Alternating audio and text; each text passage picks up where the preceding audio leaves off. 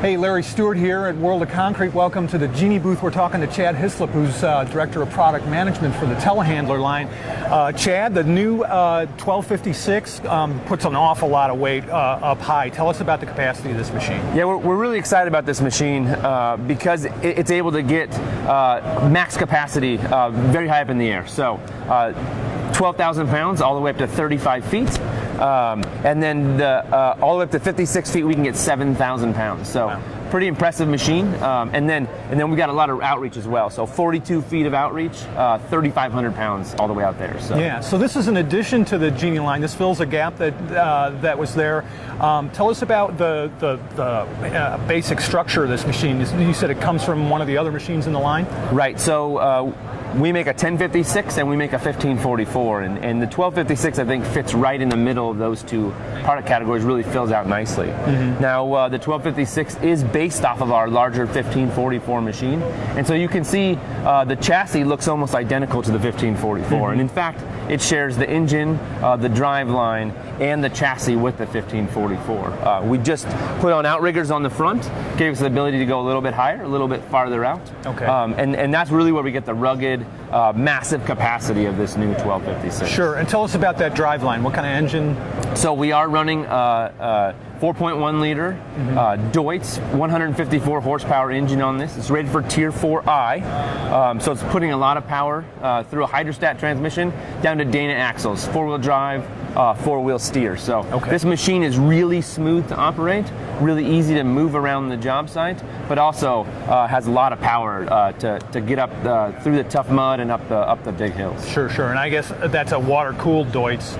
Absolutely. Absolutely. And Tier 4i, and with a diesel particulate filter? Or? It does have a DPF. Okay. So about every 90 hours, light will come on the dash and notify the operator that he does have to run a regen cycle. So he'll have to park outside in a safe area. Flip a switch, run a quick park and burn, and then he's ready to go again, ready to get back out there and run the machine. How long's that park and burn? It's about 30 minutes. Okay. If the operator doesn't have time to do it then, he can run a little bit longer. Mm-hmm. And worst case, if he waits too long, the machine will go into a limp mode, forcing him to run the park and burn. Mm-hmm. He cannot damage the engine by running too long. The machine will simply just shut down on it. Right. So Chad, tell us, if you would, about access to chains and cylinder on this. Sure. So just like every Genie machine we make in our booms and our telehandlers, really big focus on serviceability. We want to make sure that our customers can have this machine up and running as much as possible. We do not want it sitting in the shop. Mm-hmm. And so we try to make sure there's easy access to get to all the service parts. In this case, in the back, you can see easy access to the boom. You can do all of your service from the back of the boom. You can get your hoses, your chains, and your cylinder right out the back of the boom without having to take the boom apart. And so, really big focus.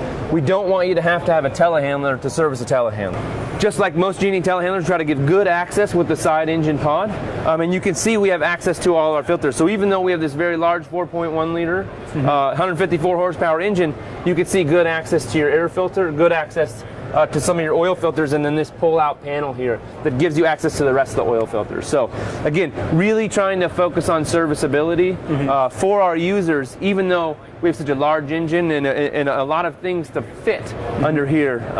We really want to make sure that, again, they can do the service quickly, efficiently, and get back out on the job site work. Talk about the choice to put the oil filters behind that panel. Well, we didn't really have much room to put the oil filters up here, right, where you would want them. Right.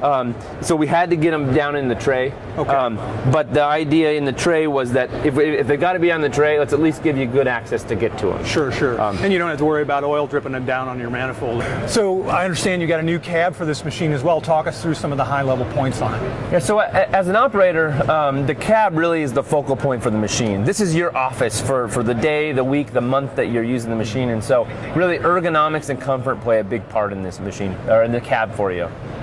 You'll see that all Genie telehandlers ship with an adjustable suspension seat and an adjustable tilt steering wheel. This means operators of all sizes can fit into the cab comfortably and ergonomically, so they can focus their work on what's at hand, not how comfortable they are in the cab. Mm-hmm. Good access to the single joystick, and then good visibility to your load charts and your controls to make sure that again, the operator can focus on what's necessary.